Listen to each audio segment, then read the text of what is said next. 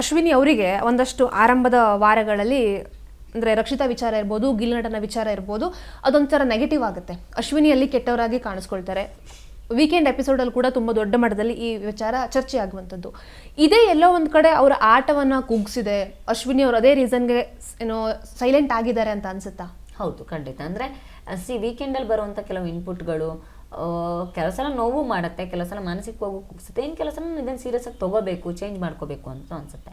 So ಈ ಮೂರು ಕಾರಣಗಳಿಂದಾಗಿ ಮನೆಯಲ್ಲಿ ಯಾರು ನಂಬಿಕಸ್ಥರು ಇಲ್ಲದೆ ಇರೋ ಕಾರಣಕ್ಕೆ ಬಹುಶಃ ಜಾನ್ವಿ ಅವ್ರು ಹೋದ್ಮೇಲೆ ಅವರು ಒಬ್ಬಂಟಿಯಾಗಿ ಇದ್ದು ಆಟ ಆಡಬೇಕು ಅನ್ನೋ ಪ್ರಯತ್ನ ಮಾಡ್ತಾ ಇದ್ದಾರೆ. ಸೊ ಧ್ರುವಂತ್ ಒಂದು ಸ್ವಲ್ಪ ಅವ್ರಿಗೆ ಸಾಥ್ ಕೊಡ್ತಿದ್ದಾರೆ ಅನ್ನೋದು ಬಿಟ್ಟರೆ ಉಳಿದಿರೋ ಹಾಗೆ ಅವರು ನೀಟಾಗಿ ಅದೇ ಒಬ್ಬರೇ ಇದ್ದು ಯಾರಿಗೂ ಅಂಟ್ಕೊಳ್ಳದೆ ಯಾರನ್ನು ಅಂಟಿಸ್ಕೊಳ್ಳದೇನೆ ಆಡೋ ಯೋಚನೆಯಲ್ಲಿದ್ದಾರೆ ಅಂತ ನಂಗೆ ಅನಿಸಿದೆ. ಅದನ್ನೆಲ್ಲ ಒಂದು ಕಡೆ ಅದು ನೆಗೆಟಿವ್ ಆಗ್ತಾ ಇದೆ, ಇನ್ನೊಂದು ಕಡೆ ಪಾಸಿಟಿವ್ ಆಗ್ತಾ ಇದೆ ಅವ್ರಿಗೆ.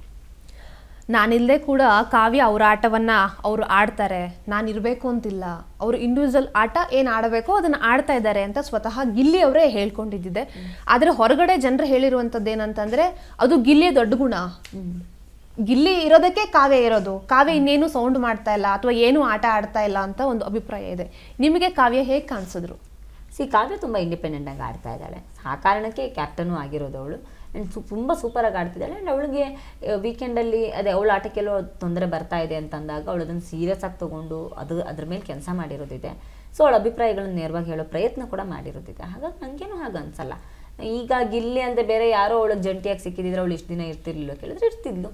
ಬಿಕಾಸ್ ಅವಳಿಗೆ ಆಟ ಆಡಿ ಸ್ವಂತವಾಗಿ ಆಟ ಆಡಿ ಅವಳು ಗಿಲ್ಲಿ ಎದುರಾಳಿಯಾಗಿ ಆಟ ಆಡಿ ಅವಳು ಕ್ಯಾಪ್ಟನ್ ಆಗಿರೋದು. ಸೊ ನಾನು ಅದನ್ನು ಒಪ್ಪಲ್ಲ. ಮತ್ತೇನು ಗೊತ್ತಾ, ತುಂಬ ಸಲ ಕೆಲವು PR ಟೀಮ್ಗಳು ಒಂದಷ್ಟು ಗಿಮಿಕ್ಗಳನ್ನು ಮಾಡ್ತಾರೆ. ಸೊ ತೀರಾ ಇತ್ತೀಚೆಗೆ ಈ ಬಿಗ್ ಬಾಸ್ನಲ್ಲಿ ಒಂದಷ್ಟು PR ಸ್ಟಂಟ್ಗಳೇನಿದೆ ಎಲ್ಲ ಈ ಗಿಲ್ಲಿಗೆ ಅಂತ ನಾನು ಹೇಳ್ತಾ ಇಲ್ಲ, ಬಹುತೇಕ ಕಂಟೆಸ್ಟೆಂಟ್ಸ್ಗಳ ವಿಷಯದಲ್ಲಿ ಬೇಕಾಗಿರುವಂಥ ಒಪಿನಿಯನ್ಸ್ಗಳನ್ನು ಕೊಡೋದು ಹಿಂಗೆ ಆಗ್ತಿದೆ. ಇದನ್ನು ಸುದೀಪ್ ಸರ್ ಕೂಡ ವೀಕೆಂಡಲ್ಲಿ ಹೇಳಿದ್ರು, ಗೊತ್ತಿಲ್ಲ ಅದು ಟೆಲಿಕಾಸ್ಟ್ ಆಗಿದೆಯೋ ಇಲ್ವೋ ಅಂತ. ಸೊ ಕೆಲವರು PR ಟೀಮ್ಗಳನ್ನ ಇಟ್ಕೊಂಡು ಬರ್ತಾರೆ. ಸೊ PR ಟೀಮ್ಗಳು ಹೇಳೋದು ಪ್ರಕಾರ ನಾವು ಶೋ ನಡ್ಸೋಕ್ಕೂ ಆಗಲ್ಲ, ಅಭಿಪ್ರಾಯಗಳನ್ನು ಮಾತಾಡೋಕ್ಕೂ ಆಗಲ್ಲ ಅಂತ. ಸೊ ಅದನ್ನು ನಾನು ಹೊರಗಡೆ ಏನು ಕಮೆಂಟ್ಸ್ಗಳು ಏನು ಬರ್ತಾ ಇದೆ, ಟ್ರೋಲ್ಸ್ಗಳು ಏನು ಬರ್ತಾ ಇದೆ ಅನ್ನೋದ್ರ ಬೇಸ್ ಮೇಲೆ ಶೋ ನಡ್ಸೋಕ್ಕಾಗಲ್ಲ, ಮತ್ತು ಜನಗಳ ಅಭಿಪ್ರಾಯನೂ ಇರೋದಿಲ್ಲ ಅಂತ. ಸೊ ಹಾಗಾಗಿ ನಾನು ಅದನ್ನು ಸೀರಿಯಸ್ ಆಗಿ ಕನ್ಸಿಡರ್ ಮಾಡಲ್ಲ. ಬಿಗ್ ಬಾಸ್ ಮನೆಗೆ ಹೋಗುವಂತ ಮುಂಚೆ ನೀವು ಬಿಗ್ ಬಾಸ್ ಮನೆಯ ಸ್ಪರ್ಧಿಗಳ ಆಟವನ್ನು ನೋಡಿರ್ತೀರಾ, ಅವರ ಬಗ್ಗೆ ಒಂದು ಅಭಿಪ್ರಾಯ ಕ್ರಿಯೇಟ್ ಆಗಿರುತ್ತೆ. ಬಿಗ್ ಬಾಸ್ ಮನೆಗೆ ಹೋದ ನಂತರ ಆ ಅಭಿಪ್ರಾಯ ಬದಲಾಗಿದ್ದಿದೆಯಾ ಯಾವ್ದಾದ್ರು ಸ್ಪರ್ಧಿಗಳ ಮೇಲೆ? ಸುಮಾರು ಜನರ ಮೇಲೆ ಅಭಿಪ್ರಾಯ ಬದಲಾಗಿದ್ದಿದೆ. ಅಂದರೆ ಹೊರಗಡೆ ನಾವು ನೋಡುವಾಗ ಕಾಣಿಸಿರಲ್ಲ. ಈಗ ಅಭಿಷೇಕ್ ತುಂಬ ಒಳ್ಳೆ ಆಟಗಾರ, ನನಗೆ ಹೊರಗಡೆ ಇದ್ದಾಗ ನನಗೇನು ಇವರೇನು ಆಟ ಆಡ್ತಿಲ್ಲ ಅಂತ ಅನಿಸ್ತಿತ್ತು. ಬಟ್ ನಾನು ಒಳಗಡೆ ಹೋದಾಗ ನಿಜವಾಗ್ಲೂ ತುಂಬ ಅದ್ಭುತವಾಗಿ ಆಡೋರು. 2 ಸಲ ಕ್ಯಾಪ್ಟನ್ ಆಗಿದ್ರು. ಅಂದರೆ ಕ್ಯಾಪ್ಟನ್ಸಿ ಒಂದ್ಸಲ ಫುಲ್ ಟೈಮ್ ಅವರೊಬ್ಬರೇ ಆಡಿ ಗೆದ್ದಿದ್ರು, ಇನ್ನೊಂದ್ಸಲ ಜಸ್ಟಲ್ಲಿ ಮಿಸ್ ಆಯಿತು captaincy, second time captaincy, third time ಕ್ಯಾಪ್ಟನ್ಸಿಲೇ ಅದೇ ಆಟ ಆಡಿ ಕ್ಯಾಪ್ಟನ್ ಆಗಿ ಹೊರಗಡೆ ಬಂದರು. ಆ್ಯಂಡ್ ರಿಯಲಿ ತುಂಬ ಜಿನೈನ್ ಆಗಿರೋಂಥ ಹುಡುಗ ಅಭಿಷೇಕ್, ಹಾರ್ಟ್ಲಿ ತುಂಬ ಒಳ್ಳೆ ವ್ಯಕ್ತಿ. ಸೊ ನಾನು ಅದನ್ನೇ ಧನುಷ್ ಅವ್ರದ್ದು ವಿಷಯದಲ್ಲಿ ನನಗೂ ಕಂಪೇರ್ ಮಾಡಿದ್ದು. ಬಿಕಾಸ್ ಅಷ್ಟು ಒಳ್ಳೆಯವರು ಆಗಿದ್ರು ಕೂಡ ಮನೆಯಲ್ಲಿ ಉಳ್ಕೊಳ್ಳೋದು ಕಷ್ಟ ಆಗುತ್ತೇನೋ ಅಂತ. ಸೊ ಹಾಗೆ ನನಗೆ ಸುಮಾರು ಜನರ ಮೇಲೆ ಅಭಿಪ್ರಾಯ ಬದಲಾಗಿರೋದಿದೆ. ಗಿಲ್ಲಿ ನಟ ಮತ್ತು ರಕ್ಷಿತಾ ಅವರ ಬಗ್ಗೆ ಏನು ಅಭಿಪ್ರಾಯ ಇತ್ತು? ಏನಾದರೂ ಬದಲಾಯಿತಾ? ಹಾಗೇನಿಲ್ಲ. ಅಂದರೆ ನಾನು ಅವರನ್ನು ಹೊರಗಡೆ ನೋಡಿರೋ ದೃಷ್ಟಿಕೋನದಲ್ಲೇ ನೋಡಿರಲಿಲ್ಲ. ಹಾಗಾಗಿ ನನಗೇನು ಅವರು ಹೊರಗಡೆ ಕಾಣಿಸ್ತಾ ಇರೋ ಒಳಗಡೆ ಇಲ್ಲ ಅಂತಿಲ್ಲ. ಬಟ್ ಹೊರಗಡೆ ರಕ್ಷಿತಾ ನೋಡುವಾಗ ಅವಳಿಗೆ ಅರ್ಥ ಆಗ್ತಿಲ್ವೇನೋ ಅಂತ ಅನಿಸಿದ್ದಿದೆ. ಬಟ್ ಹಾಗಿಲ್ಲ, ಅವಳಿಗೆ ಚೆನ್ನಾಗಿ ಅರ್ಥ ಆಗ್ತಾ ಇದೆ. ಒಳಗಡೆ ಹೋದ್ಮೇಲೆ ಅದು ಅರ್ಥ ಆಯಿತು. ಬಿಕಾಸ್ ಅವಳು ಬೇರೆ ಬೇರೆ ರೀಸನ್ಸ್ಗಳಿಗೆ ನಮ್ಮದೇನೆ ಯಾವುದೋ ಆ್ಯಕ್ಟಿವಿಟಿ ಇದ್ದಾಗ ನಮಗೇನೆ ಅವಳ ರೀಸನ್ಸ್ಗಳನ್ನು ಹೇಳ್ಕೊಡ್ತಾ ಇದ್ದಿದ್ದು ನೋಡಿದಾಗ ಇಲ್ಲ ಅವಳು ಕ್ಲಾರಿಟಿ ಇದೆ ಅಂತ ಅನಿಸ್ತು. ನಿಮ್ಮ ಪ್ರಕಾರ Bigg Boss Kannada season 12 grand ಫಿನಾಲೆಯ ಟಾಪ್ 5 ಸ್ಪರ್ಧಿಗಳು ಯಾರು? ನಾನು ಅದನ್ನೇ ಹೇಳಿದೆ, ನಾನು ಯಾರಿಗೂ ಅದ್ರ ಬಗ್ಗೆ ನಾನು ಕ್ಲಾರಿಟಿ ಕೊಡಲ್ಲ. ಯಾಕಂದ್ರೆ 4-5 ದಿನಗಳ ಆಗೋಗ್ತಾ ಇದೆ. ಈಗ ಇನ್ನು 4-5 ವಾರ ಇದೆ. ಸೊ ಈ 4-5 ವಾರ ಇರುವಾಗ ಯಾರ ಆಟ ಬೇಕಾದ್ರೂ ಬದಲಾಗ್ಬೋದು. ಸೊ ಹಾಗಾಗಿ ಇವರು ನಿಮ್ಮ ಪ್ರಕಾರ ಆಸ್ ಆಫ್ ನೌ ಅಂದರೆ ಈಗ ನನಗೆ ರಘು ಸರು ಚೆನ್ನಾಗಿ ಆಡ್ತಿದ್ದಾರೆ, ಗಿಲ್ಲಿ, ರಕ್ಷಿತಾ, ಅಶ್ವಿನಿ ಮ್ಯಾಮ್, ಧನುಷು ಆ್ಯಂಡ್ ಇಷ್ಟು ಜನ ಅಂತೂ, ಆ್ಯಂಡ್ ಕಾವ್ಯ, ಇವರಿಷ್ಟು ಜನ ಅಂತೂ ಫಿನಾಲೆನಲ್ಲಿ ಇರ್ತಾರೆ ಅಂತ ನಂಗೆ ಅನ್ನಿಸ್ತಾ ಇದೆ. ನೀವು ಈಗ ಅಂದ್ರೆ ಹೇಳಿದ್ರಿ ಆಟ ಶುರು ಮಾಡಿಲ್ಲ ಅಂತಂದ್ರೆ ಅಶ್ವಿನಿ, ಅದನ್ನೇ ಈಗ ನಾನು ಫಿನಾಲೆನಲ್ಲಿ ಟಾಪ್ 5 ಅಂತ ನಾನು ಇಬ್ಬರಿಗೆ ಕೊಟ್ಟಿದ್ದು, ಗಿಲ್ಲಿ ಆ್ಯಂಡ್ ರಕ್ಷಿತಾ ಇಬ್ಬರಿಗೆ ಕೊಟ್ಟಿದ್ದು. ರಘು ಸರ್ಗೆ ಆಟ ಅರ್ಥ ಆಗ್ತಿಲ್ಲ ಅಂತ ಕೊಟ್ಟಿದ್ದೆ ನಾನು.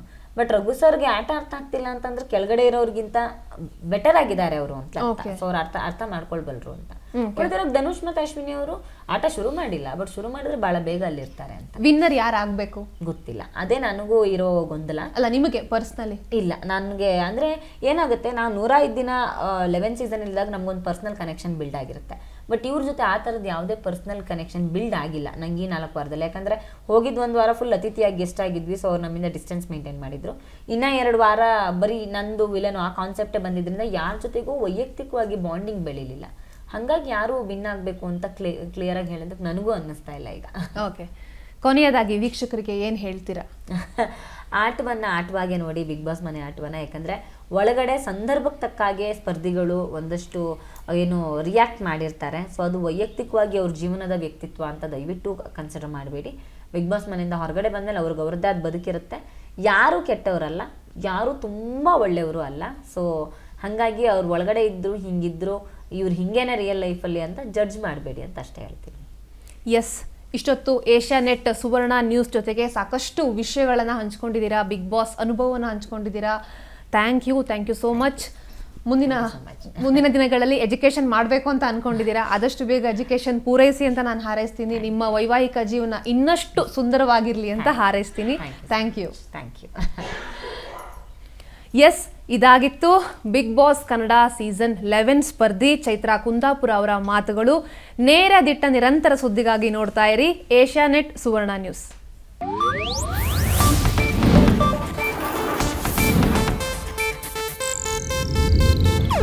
ಇದು ಏಷ್ಯಾನೆಟ್ ನ್ಯೂಸ್ ನೆಟ್ವರ್ಕ್ ಪ್ರಸ್ತುತಿ.